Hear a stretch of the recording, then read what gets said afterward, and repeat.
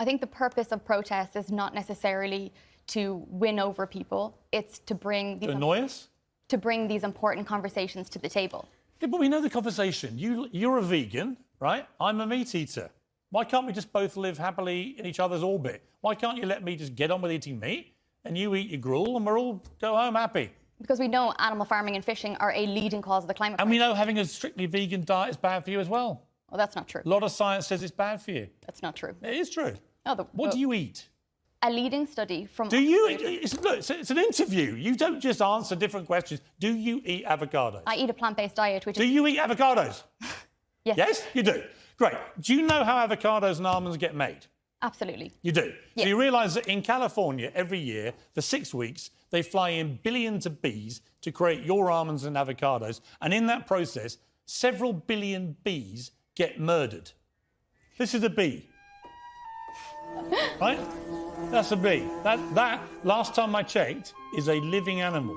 Billions get slaughtered so that you, sitting here, pontificating in between smashing up our buildings, so that you can have your almonds and your avocado. And I say to you, why don't you care about the little guys?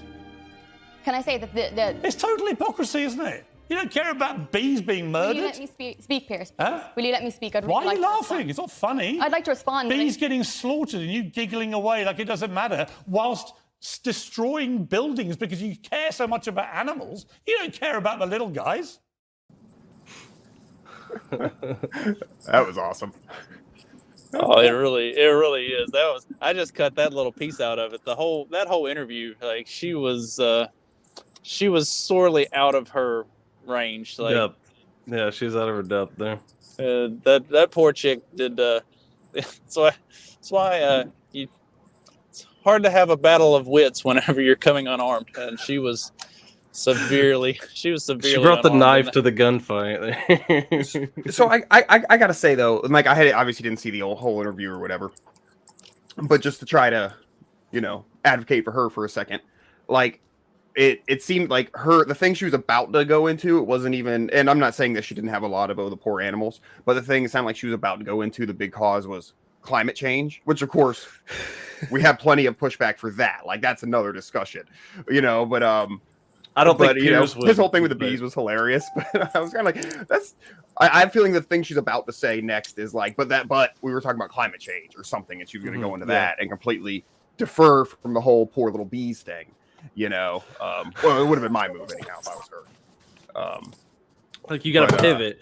Like if you're in that, you gotta okay. Well, that didn't work. So like, because clearly, like I'm a complete hypocrite if I'm doing that. So what I need to do is I need to pivot until I find something that sticks. As the vegan thing, you can avoid the hypocrite of killing the poor little animals and say it's not about the poor little animals, it's about the greater health of the planet. You know what I mean? So you can pivot away from that pretty easily if that's your stance that meat farming is bad for the environment. And of course, we on this show don't think so, at least not if it's done properly. So I would have a response to that. That'd be the thing. You can get around that whole little animal argument with the climate change thing, because that's the big thing that even people who aren't vegan are into or think is real, Well, and that was the thing, was throughout the rest of the interview, like he did let her expand on her climate change, like that's the whole reason, and then he proceeded to debunk that as well. So like she really came unarmed to there's not much to bring. I mean, there's like there's just not much to bring in the first place. Well, I wouldn't make a comment. Right, like, you don't have a whole lot of nothing. If you look at the hair color, I mean, I believe she was a blonde. So I mean, there's a lot to be said there. So yeah, hot.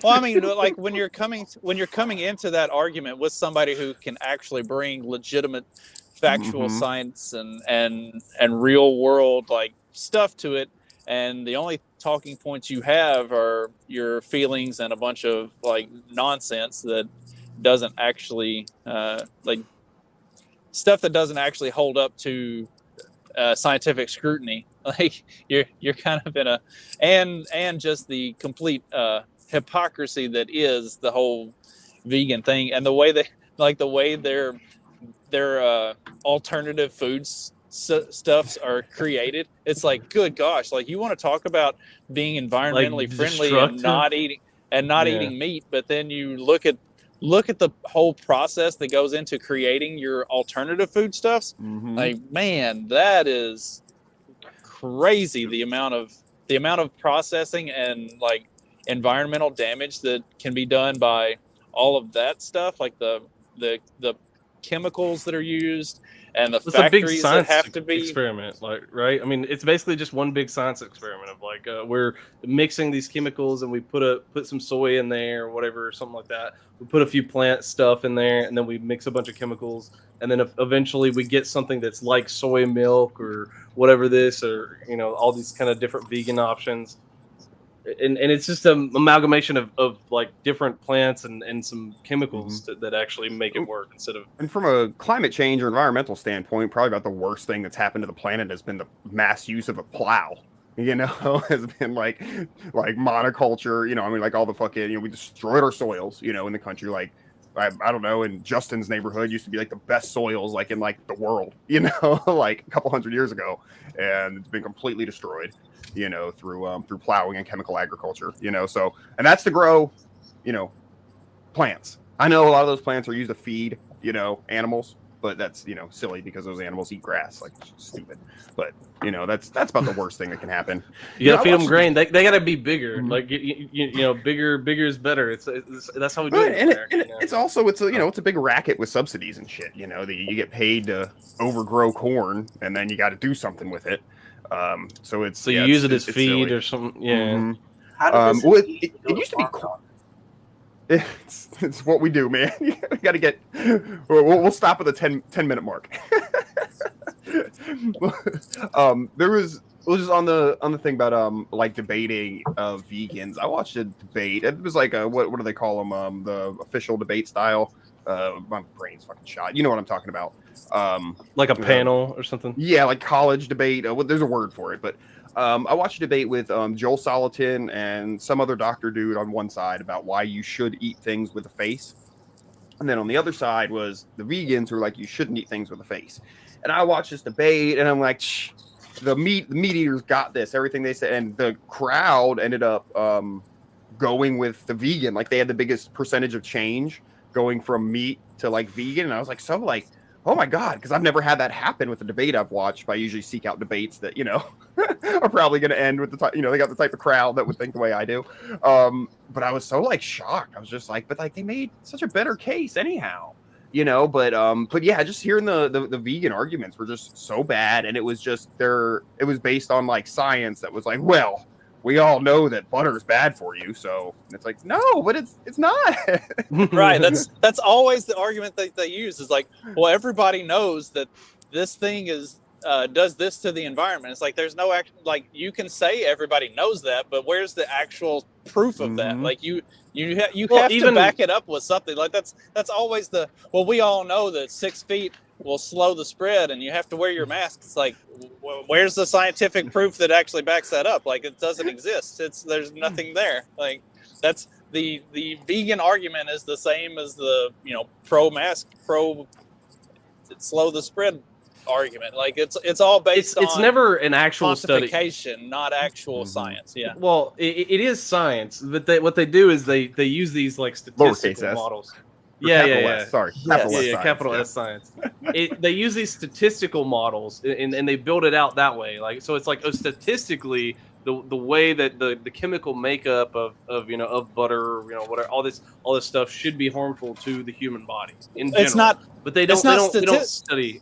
It's like, not statistics. It's not actual statistics. It's projections. They use projections and modeling that suggests that there is a possibility. Like they leave, of course, when they actually bring up these models, they leave out all the suggest that there's a possibility and just say, well, these models say that this is going to happen. It's like, no, your models say that that's a possibility in a realm of a million other possibilities. Like that's the one you chose because it fits your narrative. Yeah. There's also way more possibilities that's completely ass backwards wrong. And usually those are actually the ones that are correct. But they always go with the worst case scenario possibility from these models that are come up with out of thin air. It's not just a worst case scenario because what they do is it's dependent upon what government needs a lot of times. So I mean, if the grain industry needs propped up, they'll start pushing that. Oh, you need more grains to have a healthy diet.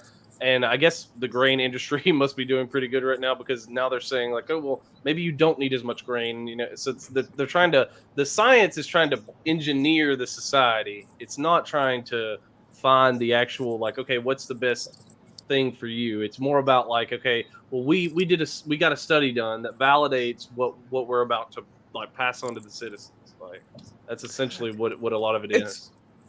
It's interesting that you put it like that because something that I've noticed as being an avid like label reader was, let's say 10 years ago, it was corn. Everything was corn. Everything was made out of corn. Now everything is soybean oil. Everything is soybean. So there definitely has seemed like there's been a shift from even like the corn overproduction to maybe the soybean. But maybe the grain hustle's run its course. They did the food pyramid and that. Now everybody knows, or most of us know, that was nonsense. Where they were pushing 11 servings of grain a day. So maybe which just makes you like insanely fat. Yeah. Well, that's why we started feeding grain to farm animals to fatten them up. What do you think happens when we do it to us? So yeah, man. It's fucking. But that's I've been sort of wondering about that. There's been some sort of shift from corn to soy and like the subsidy side or the industrial side.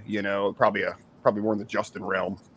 So the corn side of it was because of the big push for ethanol, and for some reason, corn-based ethanol was the thing that they really latched onto. I don't like. There's no good science behind doing that. Corn-based ethanol is one of the least efficient types of ethanol that you could possibly produce. Of all of the things that you can make ethanol out of, using the corn itself is like the least efficient thing. Like using the corn silage is better than using the corn itself. But for some reason, that was the thing that they latched onto. But that's really kind of run its course because there have been so many studies that have come out over the last...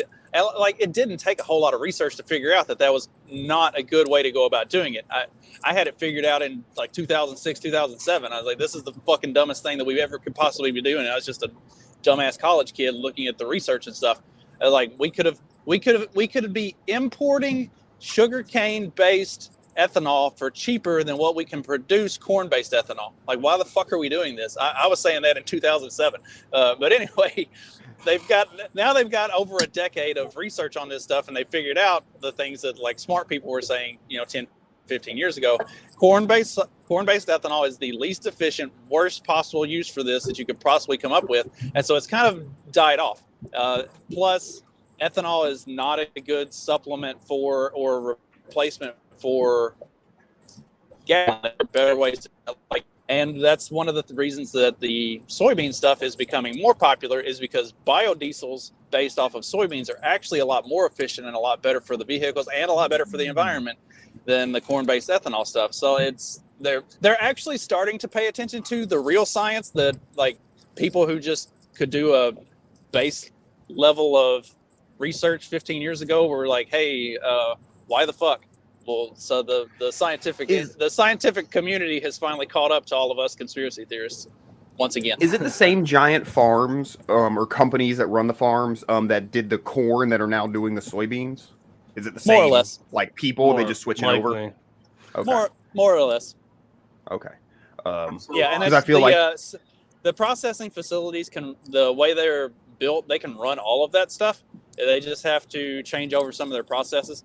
So it's more or less the same people who are doing it. Just they had to, once they get the subsidy legislation switched over to soybeans, then they can. then we move to soybean ethanol from corn. Yeah.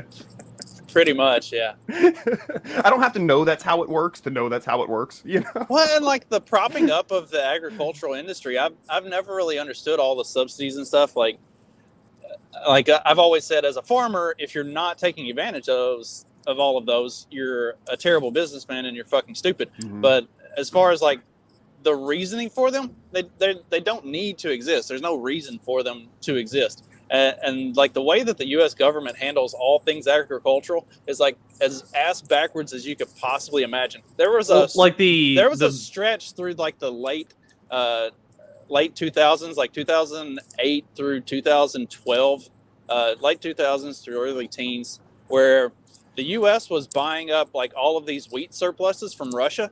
Like we are literally running so much surplus on wheat production in the U.S. every year that we'll never use it. More of it will spoil and go bad sitting in bins waiting to be used than will actually get used. And yet the U.S. government was going out and buying up surpluses from Russia and other places over in like Eastern Europe and in the Middle East, because why? I don't know. They're gonna make some MREs for the Ukrainians. They knew about for it. some reason. For some reason, the USDA had to support agriculture in the rest of the world too. Like, why are we buying up their surpluses when we're already running such huge surpluses of our own? Well, it's part of the trade, trade negotiations. So, like, if we buy their surplus, then they will trade other stuff with us. That's a lot of what those kind of deals are. Like, if we buy their surplus of wheat, then they'll buy our surplus of something else, or they'll they'll let us put a missile defense system on their border. Yeah. But probably in the case of Russia, we were buying up their surplus of wheat so that they would give us a better price on their oil and natural gas. That makes sense. Yeah. It's like Lenin said, follow the money and yeah. I'm the walrus. Yeah. Yeah. Oh shit. We got any news? Anything go on this weekend? What is it? Is today Monday? Today's Monday. Today's Monday. Anything go on this weekend? Hey, it's Monday. That means the banks are opening back up. The ones that will actually open back up ever. Yeah. So what was that? So I don't know. That shit's fucking over my head anyhow. But like, what was this? Just like a bank in Silicon Valley, or was this some like nationwide chain of banks? I think there's three now. It was the Silicon Valley Bank, which is apparently bank runs. It's not really bank runs. What it is how fractional reserve banking, right? Mm-hmm. Works. So they only have so much so much in their in their actual possession of the bank. But then whenever their valuation goes down, so like their stock and everything, all of their assets go down in value, and then they can't cover what their like liabilities, the assets under management, like. So what they actually, the money that they actually own was like less than what they were owing to their clients. So they had less money on hand than the clients are worth, like all of their assets that are with that bank, right? It's something beyond the FDIC insured amount or something. Okay. Yeah. Because that's supposed to be what that's for, is to cover that gap, right? Yeah, but they don't didn't have enough to cover all those assets and everything that they. So essentially they became insolvent, and then whenever they become insolvent, they can't do that. Then they have to shut down their bank. So cool. But the federal government, like they said, oh, we're not going to step in and do anything really. But then eventually, I think they caved and they said that they would ensure that the clients get their money back or whatever, something like that. It wasn't they would bail out the bank. They're going to make sure that the whoever the clients of the Silicon Valley Bank are going to get their money, even past FDIC insurance. Who are these clients? Are they just regular people, or a lot are Silicon Valley businesses? A lot of them are Silicon Valley businesses. Like they're probably well connected. Yeah, I was about to say, they're bailing out the people this time. Like, wait a minute, not the Silicon Valley Bank. They're bailing out. Well, and there's another bank in New York that folded yesterday, and I think it's a similar, like, it's a lot of, I don't think it's a lot of, like, me and you types who are doing their banking at this bank. Wall Street types. It's Wall Street guys, yeah. Yeah, it's the bigwig types that are doing their banking at these banks that are folding, and they're all gonna be covered. They're gonna make sure that the people who are patting the pockets and signing the checks get all of their money back. It's like, if we haven't seen the largest transfer of wealth in like already world history over the last 2 years, you're about to see it get ramped up to 100. Like, yeah. So the way fractional reserve banking works is you have 10% of the pesos that you say you have. Sorry, I'm trying to do it in Mexican style. That you say you have, but you can loan out like another tenfold. I don't know. Pesos. That's all I got. I'm not with it today, guys. You'll forgive me. So, I guess to put it in simple terms, Carlos, like the bank can lend out more money than they. Yeah, I'm assuming that if you say Mexicans. You can't have two Mexicans. That's really racist. That's really racist of y'all to assume that Carlos is the only Mexican that watches our show. And that he can't understand fractional reserve banking. As if we don't all have like multiple friends who are Mexican. I actually commented on somebody's Facebook post about cooking tongue the other day, thinking it was Carlos, and then when he responded, I was like, "Wait, that's not Carlos. That's my other Mexican friend." So, like in simple terms, essentially, like the bank can lend out more money than they actually have on hand, and if the bank is loaning out all this money, and then they loan it to all these businesses, and these businesses they're at all of their assets and all their stuff that that the bank is like loaning them money for, if they need to come collect on it, a lot of it that's basically what it was. These businesses are failing because of the interest rates going up. They need to come collect on okay, well, I need to go get some money, and they go to the bank, and essentially they're trying to collect on what they need and take their assets out and to be able to pay for a lot of their payroll and stuff. And then essentially the bank didn't have enough on hand to be able to cover all of that because they've been loaning out stuff here left and right. So it's when they're loaning out money left and right, and they only have so much on hand, and then people need to go, oh well, I need to make payroll, I need to go get the money to pay my employees, and then right. They're saying this isn't 2008.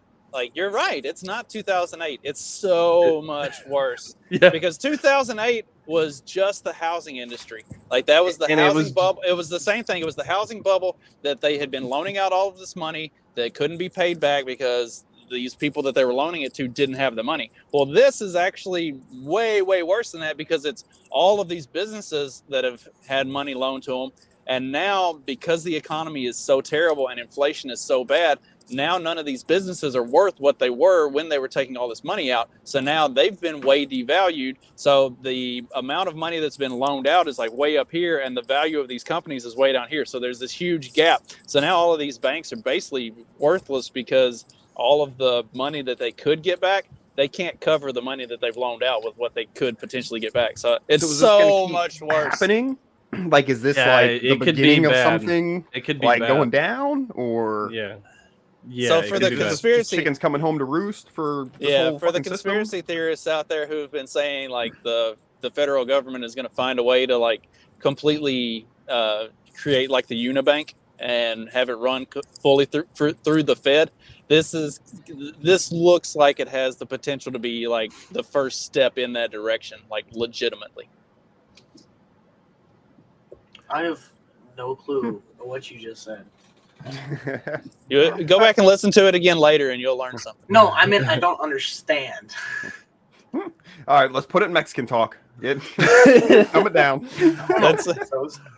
Honestly, it's more of a to me, it's more of a breeding ground for like CBDC kind of stuff. Like, I think Carlos summed it up pretty well. No mucho dinero en el banco. Yes. I'm assuming that was Carlos. That's probably Corey, actually. Yeah, I mean that's kind of been the big thing here lately, is the CBDC thing, so I feel like if they're doing a Unibank, then it's definitely getting CBDC rolled into it, if not just straight up that, because this is just going to be straight, just more direct control over the economy and money and banking than they already have. I saw a post, and of course I don't know if this is factual or not, but that I guess somebody in the government working on this was like, isn't there a way we can censor social media to keep bank runs from happening? Like, how can we do that? I'm like, yeah, that sounds right up their alley. Well, so. What they're trying to do is like, there were some people on Twitter, especially, that they were saying like, go take all of your money out of the bank, which to me, okay, like I get why people like, I don't trust banks either necessarily, but to advise people to Money do a under bank the run, mattress. to advise people to do a bank run though, like it is gonna hurt everyone. It's not like even if you get your money out, I mean, because banks are already a Ponzi scheme, but you don't want to like destroy everyone. Like I don't know, it's not a good idea, but for everybody involved, because like if you get your money out, so let's just say everybody does do this bank run, then you get your money out, but your next door neighbor doesn't. Like I mean, how are you? It's like the collapsitarian thing where it's like, I don't really want to. I don't want it to happen. I don't want to like live through it, but like it's kind of, you accept that it's going to happen and just try to enjoy it when it does. It's kind of it's kind of like that. I get you. It's like the mixed emotions where it's like, like I don't. It sucks. Like a lot of people, it's going to be really bad for a lot of people, but it's also gonna happen. Well, I mean, it's a Ponzi scheme, so it's eventually it falls. So I'd have to say, if your neighbor's got to be smart enough to get their money out too, but of course not everybody can. So it's gonna hurt people, and it sucks. But it's the fuck. Ultimately, it's the bank's fault, and the whatever. Well, I mean, a lot of it's government and banking working together. Like that's I mean, the they're biggest one thing. and the same. Yeah, just that sort of like incestual relationship they have. My old man said something recently. Well, it's not the government; it's the big corporations. And I'm like, what's the difference, dude? Like, big corporations I'm shortening the conversation by just saying, one or the other. Yes, like it's. You can say government. You can say corporations because they literally just they do this. So they're standing there holding each other's dicks. It's not like there's a big difference here. Yeah. Oh, I'm just shortening the conversation. I don't have to. Yeah, like we know what we mean. They're not just holding it. they're trying to get as much out of it as they can. So did you guys see I posted that I think it was a story or whatever about the New York and the masks. Is that real? Was it the New York mayor? Or was it the governor? Yes, the mayor. Yes, mayor. Interest rates. New York City Mayor Eric Adams has said that retailers have to start requiring people to take their masks off when they enter the stores because they've had such a run of people of having crime with theft and stuff like that. Yeah, because people they wear their masks and they come in the store and then they just steal stuff and there's no accountability for it. And Eric Adams was supposed to be like a tough on crime kind of a mayor. So he was like, that was why he got elected to mayor, was because he was going to be tough on crime. And isn't it funny how a lot of these big liberal cities that are like all about defund the police also end up electing a mayor who campaigns on being tough on crime. That's crazy, right? But yeah, so he was going to be the tough on crime mayor. So now he's telling stores that they have to require people to take their masks off when they come in to try to quell the crime sprees. Maybe he's secretly based and just hates masks, and this is his way around it. That'd be cool. I'm getting rid of these fucking masks. He would completely repeal the thing then if he was. Well, we all know it's easier to make a new law than repeal an old one. So true. That's true. Let's just make things more complicated. Let's just add another layer. Like we just need to stack another layer. Like until this Tower of Pisa like freaking falls over. Like that's basically what it is. We can only hope. That's always the fun thing whenever people start talking about more gun control. It's like, yeah, but what about this? How many of the 800 other gun laws? This law? Like, it's projected that between federal, state, and local different types of legislations, there are over 2,000 gun laws on the books already in this country. It's like, what do you need more for? Like, if you can't enforce the over 2,000 that already exist, what are you going to do with another one? Like, and the one that you want to create, the new one that you want to create, it already exists. It's already being done via another law that you currently don't enforce. So, except for completely removing them, that's the only thing. And they don't want to say that they want to do that, but they clearly that's where they're trying to get. Like, And I think what they're really going for is like just a death by 1,000 paper cuts. Like that's basically what it is. It's like, paper cut, like gun, accessibility, like until essentially you just can't buy one. I think red flag laws are probably the biggest or the easiest thing for. If they can get red flag laws in, like all the other ones, like don't fucking matter because they can find any reason to take your guns at that point. Yeah. So that's. It's like, that's really you posted on social media that you were. You got kids in the house. Ooh, that's dangerous. You know.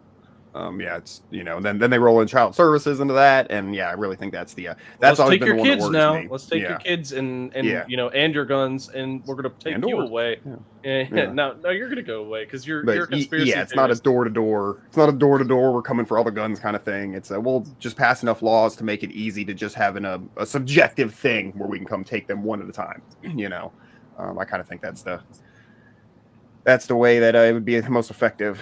I'm not trying to give anybody ideas. Sean, start building the barricades at the end of the road. With what? Gun locker in the basement. Look, you gotta go down to the Lowe's, okay? You gotta go get some boards. Where's the Lowe's? What do you guys do for hardware up there? Do you guys use Lowe's or Home Depot, or do you have something else like Menards? Or do you use like a local lumber yard? We've got a Lowe's that's about 20 miles away to the west. There's a Home Depot that's about the same distance away to the northeast, and then there's a local hardware store, and they've got most of the stuff we need. So like, the only reason I go to Lowe's or Home Depot is for like the really big stuff. Like we're having our windows replaced, so we went through Lowe's because they've got a company that comes out and does all of that, and Lowe's is pretty. Yeah, they're pretty convenient for that kind of stuff. Yeah, it's a lot cheaper and more efficient than what I could be in trying to replace my own windows. So. I like the lumber yards. Like a lot of times they have good lumber. Like it's nicer than the other shit. But it's like, and I like supporting smaller business, et cetera, et cetera. But it's like Lowe's and Home Depot have everything else. So it's like when I go to get my fucking wood, it's like, well, I need screws and I need this and that. So it's like, well, what am I gonna make? One like stops? around here. Because I had worked in lumber for a while when I was at Lowe's. Actually, where we would get our lumber at Lowe's and Home Depot, they get it from all the local lumber yards around here. So it's already like we're already getting all of the local lumber anyway. Like it's not being sourced in from some like corporate thing that Lowe's does. Like all of the local stores source their lumber from the same local lumber yards. So that like when there was when there was the big shortage a couple years ago, like everybody heard that this one yard that we normally get our stuff from like had stuff ready. And so like Lowe's on the west side, Lowe's on the east side, Lowe's in Vincennes, the Home Depot is all around here. Like everybody sent their drivers up there like 5 o'clock that morning, like just stock up, get as much as we can and bring it back to the store because whatever they got now is all we're gonna have until like they've got more ready. So like and they're like just divvying it out to everybody to make sure that everybody's sort of half-ass covered. It was crazy, but I mean all of that stuff comes from local yards, at least around here. I don't know how it is in big cities or places that don't have local lumber yards. Like we actually have those here, so that's a benefit. Yeah, we got several around here. Like my dad used to work lumber, but and so they have a few different yards. I mean, they've been having to go through different areas. Sometimes they have to cycle which areas they harvest from, but yeah. Man, I was thinking just recently about how great it is to have like power tools. And I was thinking about like lumber dudes, like back in like the day before that, and they had the big 2-man saws and shit. Like, there's some places that still do that. Like, I've seen like the competitions and stuff. I've actually been to a couple of them in person for some reason. Yeah, man, fucking crazy. You guys ever tried log rolling? No. What is that? You don't know what that is? It's where, so I guess it was a lumberjack sport back in the day, but I've seen it in person for some reason. There's a big log, like a giant log in the water, right? And then you get 2 dudes or however many people, and they get it like spinning, and then whoever can stay on the longest without falling off. wins, and it's a lot harder than it looks. This is where I expected today to go. Sounds like a lot steer of the fun. conversation here every step of the way. Dad, I really hope you're not actually going to the bank right now. Gotta get all your money out. He's supposed to take me to the bank later. Oh, what? I'm getting. How are you gonna get money? I'm getting a job. I have a job interview today. Man, getting a job at the worst possible time too. Right before the entire economy collapses. Poor kid. Thanks. Yeah. Hey, at least he gets his $15 an hour, probably. I think so. I mean, the local McDonald's and stuff like that, they're hiring for like $13.50 an hour. I was surprised about that. Yeah, that's log rolling. Hire until like 16, right? That looks pretty fun. Yeah, you can stay on, the longest. And there's like a strategy like where you can like spin the log on somebody else on the other person's side and all that kind of stuff. Yeah, I think they the directional switch, and I think you can do it like team based too. Instead of just two people, you have like teams, and that adds another element.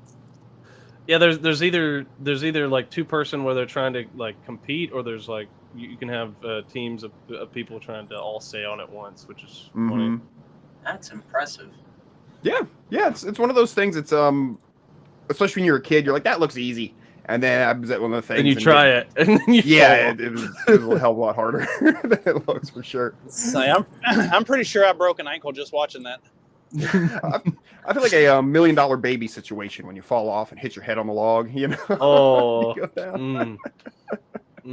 Oh fuck! I saw that one for the first time recently, actually. Speaking of $1 Million Baby, the Oscars were last night. Anybody watch the Oscars? Nope. Apparently, what's her face from Crouching Tiger, Hidden Dragon was the first person who identifies as an Asian to win. Lucy Liu? No, she's never won it. To Michelle win the Yeoh. best, win the best leading actress. Michelle Yeoh. I like how they include the wording. Identifies as Asian. Identifies as an Asian. It's like, why can't we just call her an Asian woman? She's actually Asian. Like if somebody who was non-Asian that identifies as Asian won, then they're that's opening up. I can identify now. Okay, like I can identify as. I can identify. Now we need them to tell us for everybody. Well, and I guess that opens it up for Elizabeth Warren. Like now she can just identify as Native American, regardless of how little she actually has in her. She can just identify as that, and it's legitimate. Oh, and there's even the community note on it. It says the tweet is factually correct, but missing context to explain wording. Merle Oberman was the first Asian woman nominated for the Academy Award for Best Actress in 1935. Oh my god! But did she not identify as Asian? Like, did she call herself white? Is that why that's Oberman hid her heritage to avoid discrimination? You can't hide that. So I guess that's what they're saying is the person actually was Asian. They just didn't say they were Asian, but she's the first person who. I guess that's why they're saying that. It's because she's the first one who actually accepts like, oh, I'm Asian. She's a proud Asian. Proud Asian. Yeah. There would have been one or two movies about the Vietnam War where someone would have had a chance, but because they don't usually get big parts. they're usually just falling over. In those movies. Did any of y'all watch Everything, Everywhere, All at Once? All at Once? No, I didn't. I thought about seeing it, but I don't know. Me and Stephanie sat around one Saturday night drinking and watched it. I mean, it wasn't bad. It was a good movie. I liked it. It was a little hard to keep up with. It was kind of what genre? It's kind of like sci-fi. It's a multiverse movie. So. Oh wow. It was good, but I didn't think it was like groundbreaking. It wasn't like. That's the one where she. Gosh, that's the best movie I've ever seen. That's the one where she's like sees all of her different versions of herself, right? If I'm remember right, the commercial that I saw or the trailer, whatever that song. Yeah, she like like sees all of her other selves, and she learns how to do all that stuff. Yeah, she learns how to like tap into the abilities of her other dimensional selves to like do karate and do other stuff, and it's cool and it's funny and it's really interesting, and like it's really touching too, like the way the whole family kind of comes together with her father and her husband and her daughter are all like central figures of this whole thing, and it's really it is really good, but it's not like I said, I didn't come away from it feeling like this changed the world or anything. I didn't think it was something that should win a million Oscars or anything. I just like, yeah, it's a good movie. It's a fun romp. Yeah, but the way that they're judging these different awards is not necessarily based on like the quality of like viewing it. A lot of it's more in the technical kind of sense of like, okay, is this pushing the movie industry forward? Which I kind of understand why they're doing that, but to me, I think the awards should be based on like, is it a good film? Like, is it an actual good film? Not like a film critic good film, an actual good film. I don't know. That's just me. I guess Black Panther won a whole bunch of Oscars being a predominantly black story. So this is a predominantly Asian story, and it's time for them to get all their Oscars. Well, they didn't do that for Crazy Rich Asians. Like that would have been a good one to do that. Because it had all Asians. It had crazy in the title. You can't. But it's Crazy Rich. They're Crazy Rich. I mean that whole. I bet it's because that perpetuates the stereotype that Asian people make more money. The Asian people make more money than every other demographic, which is actually statistically true. Whereas this one, they're more of a downtrodden, kind of down on their luck family. So it gives you perception, both the Asians and the poverty thing. There we go. We need them to be victims, not like crushing it. Yeah. We figured it out. Yeah. Now we got to get Carlos. Supposed to be successful. It's the Mexicans' time now. We got to get Carlos. We're going to make a Mexican movie. Lowe's is how is Lowe's bougie? I don't understand. Like because Lowe's is like the poor man's hardware store around here. Home Depot, I think, is built more for like contractors. I think shit's like cheaper at Home Depot. I think Lowe's is for like weekend warrior types in like the suburbs. So like instead of getting like a big box of wire nuts, it's the small multi-packs of wire nuts. But as a result, I think things are more expensive per piece. So I usually try and do Home Depot if possible, but they're not that much different. I mean, closest Home Depot to me is like way like 45 minutes away. I'm not. Shame. Yeah, and then I'd go to Lowe's. Yeah. Sometimes I do my hardware shopping at Rural King if I'm there anyhow. You know. So they've usually got plenty of stuff. Like they've usually got everything you need. It's not like some bolts or a can of spray paint or something. I mean, it might be a little more expensive, but when I'm going to drive, it's easier to just get it there. So. Right. I think we're just now getting a Rural King, but it's still like 30 minutes away from me. We're just now getting our first Rural King. That's awesome. We also have Tractor Supply too. Tractor Supply's decent. What's y'all's favorite Fox and Sons coffee? I got to get some more. I'm looking at their website. I like which is just go to dark. I haven't tried the electric boogaloo. That was one of my favorites. I like dark. I prefer the dark, but Stephanie prefers the electric boogaloo. It's the medium blend. I mean, the light roast is good too, but I personally like the dark. She prefers the medium, so we end up having the medium more often than anything. I still like half a bag of Dad's dark blend, and that's what I'm drinking. There's look at all these companies that are Fox and Son. Fox and Son Fancy Corn Dogs and Fair Foods. Fox and Sons Jewelry Company. Fox and Sons Estate Agents. Fancy Corn Dogs. That's awesome. It's a really original name. Yeah. I mean, if you say some name and son, it probably there's already a business already for that. I mean, yeah. Except for maybe my last name. Maybe my last name it wouldn't be. What I named my farm, my like in-person business. Oh, actually, there is. There's a. There is. Well, even my last name and sons is on there. Yeah, it's something that sometimes you want to check before you like name your business something. And I'm not saying Fox and Son, or not. Obviously there's nothing wrong with being associated with fair food. But yeah, you kind of want to check sometimes, just because you never know what also has that name. So I'm trying to pull it up. My computer's being slow, but I share a name with a company that sells fake unicorn meat. They have my domain name.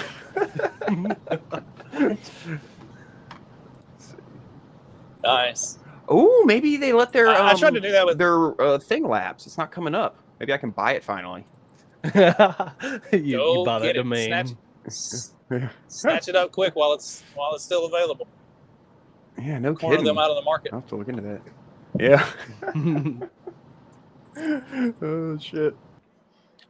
I actually had a at one point some like scammy company started using my name out of like California, and I was getting messages from people like, "Stop my subscription! This isn't right, and you guys are ripping me off, and I want my refund and this and that." And I'm like, "It's not me." I'm like, it's these other people. I'm like, here's the phone number I got for them, but it doesn't work. Like, the whole thing's a scam. I'm sorry.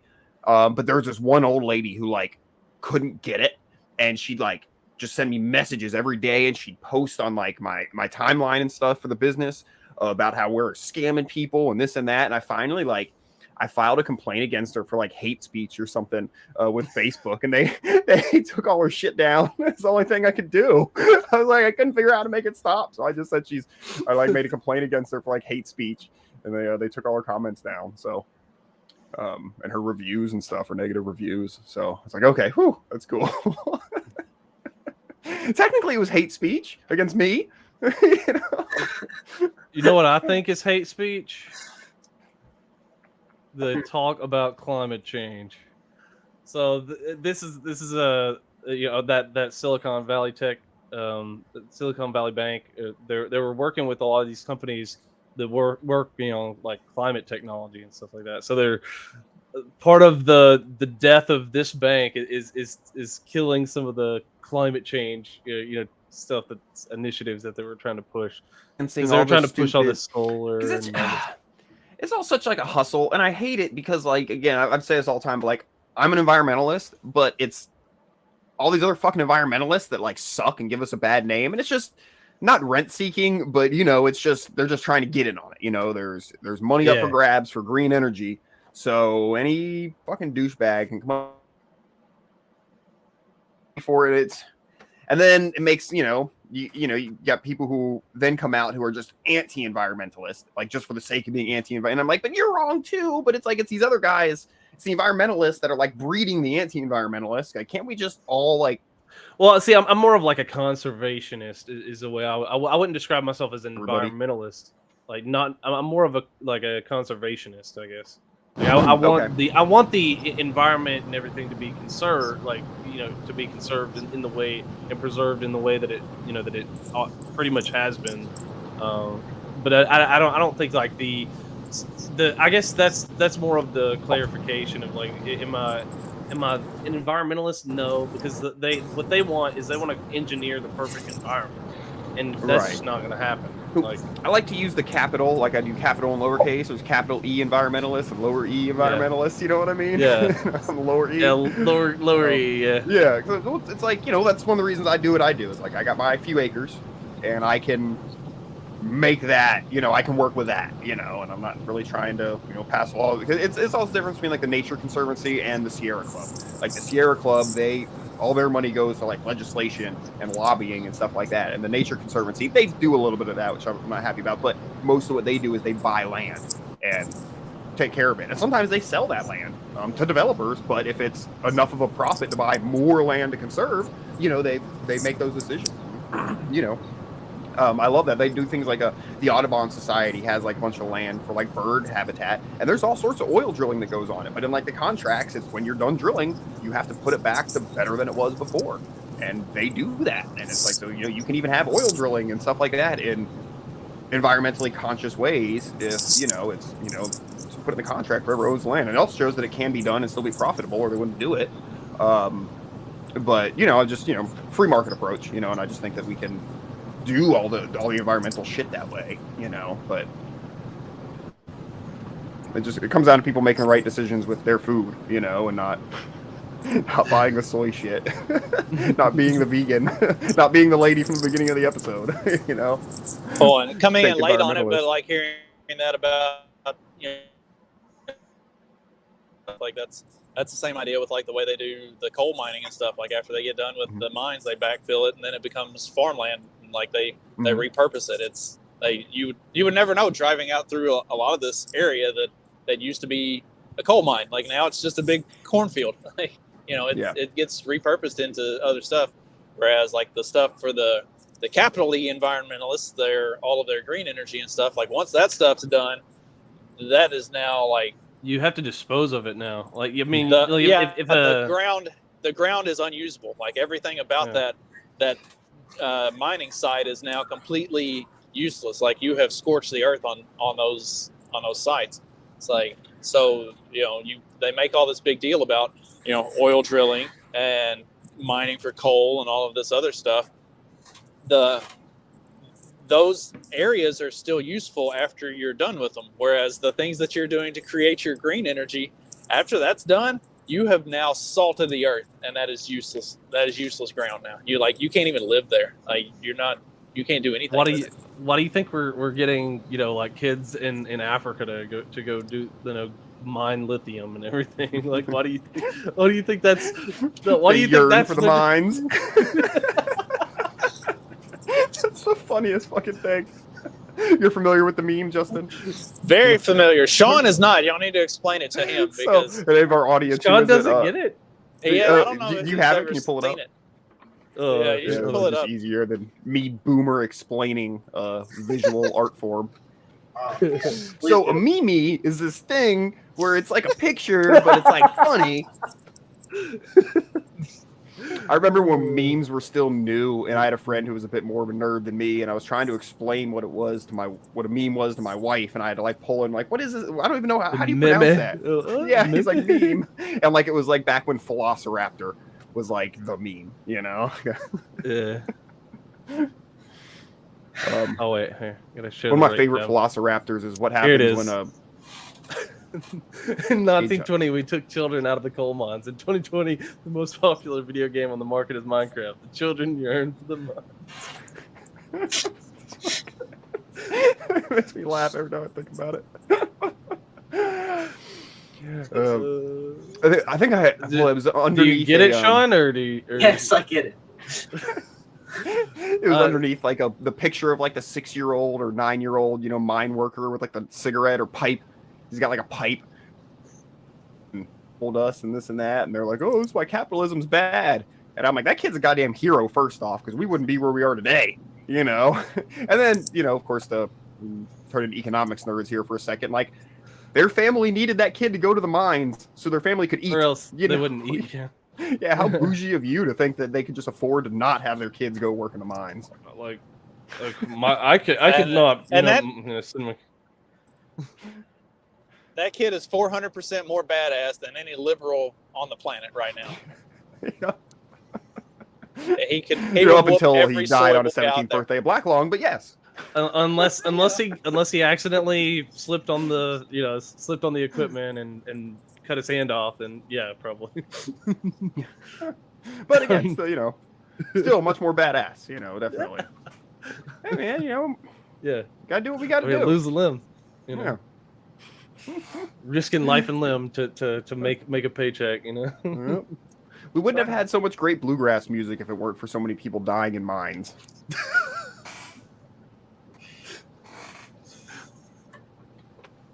Oh. So the other day we were talking about the disposing of a body the other day because we had a sheriff's deputy show up at the house, and anyway, I was talking about we got plenty of woods out by the house, and Stephanie said no, take him out to the stripper pits, and I was like stripper pits would have a much different meaning in rural Indiana than what they would in like downtown Louisville. Or like Las Vegas. Sean got it, and I don't think anybody else picked up on what. Of course he got it. Like that's where the 14-year-old mind is eternally in the gutter. So I saw a couple of news stories people were posting about Florida power plants like collapsing. I'm like, oh, it's more the thing happening, all the fires and stuff. Someone to like actually look into it, and of course this could be nonsense, but I'm reading. I'm like, oh, it's this old power plant that hasn't been used in like decades. I know where it is, and they're like, yeah, it was a planned demolition to get rid of it. And I think there's even like news stories from like months ago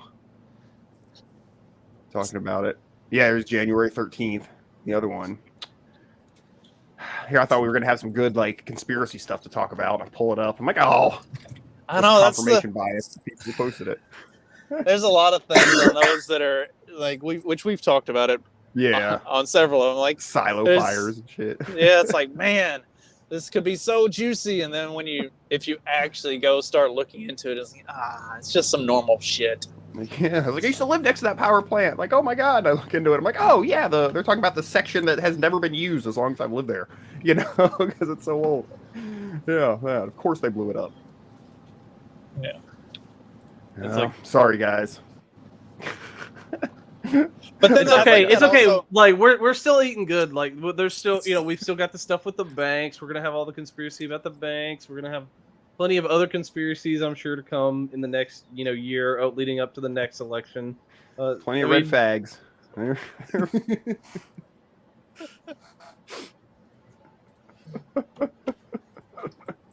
Oh my goodness. Does that mean communist homosexuals?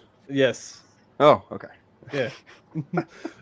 Red is almost always associated with communism. Almost always. Like that's why it's better dead than red. Like, Yeah. And communism is always associated with faggotry, so There's usually some overlap. It's usually a pretty hefty Venn diagram. It's just saying. Usually pretty chonky in the middle. I mean, I don't usually know. Like, I've never heard someone openly say they're a communist and not also be gay. So, I mean, I don't hear many people copping to either. But, I'd say there's a reason. There's a reason that the National Socialists so disliked the communists. And, I mean, you look at what they did in Weimar. There was a reason that they were doing that. And it wasn't just because of the J words. It was because of what they were promoting. And so, Fanny bandits. Yeah. Just saying. They didn't like them booty bandits. It's a lot of connection. Booty bandits. A lot of connection. Like you gotta connect the dots. I think Rump Ranger is my favorite.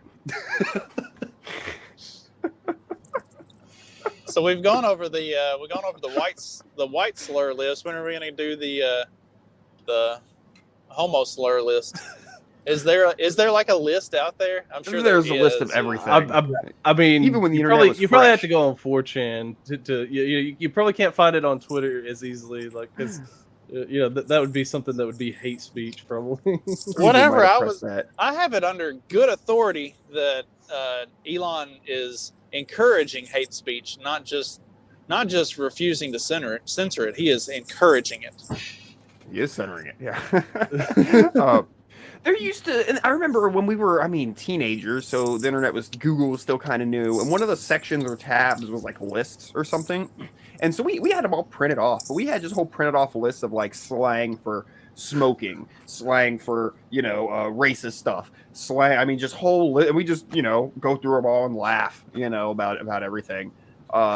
But yeah, I have to assume some of those lists are a little harder to find on Google now. They might.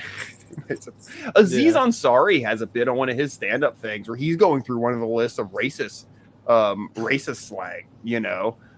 Like touch the tar brush and stuff like that, and going through like their definitions and everything. Yeah, so I'm sure they're out there. We did the words. We did the words that you can't say, like the words that you don't realize are racist that are racist, like gypped or. Wait, that is basically I've never. Well, it's supposed to be gypsy. You gypped me, like you pulled a gypsy on me, you know. And of course, that's racist against Italians. I don't know who are gypsies. I mean, part of them are from Romania, so like, yeah. So those people, and maybe we'll have to do that again. It's been over a year. We could do a refresher, and I'm sure a lot more have been added since we did that. I think we talked about spaz, but that's been added. That sounds like a Good Friday episode, or either a Good Friday episode or like a good night before. Which I think we're planning on doing it this upcoming weekend since we're currently not on YouTube.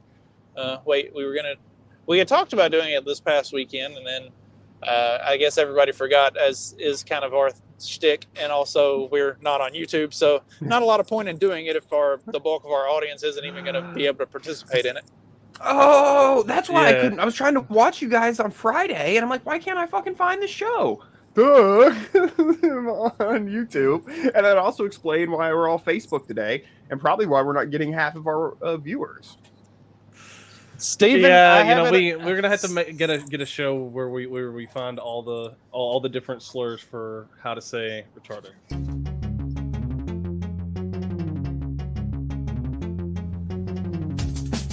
Because democracy basically means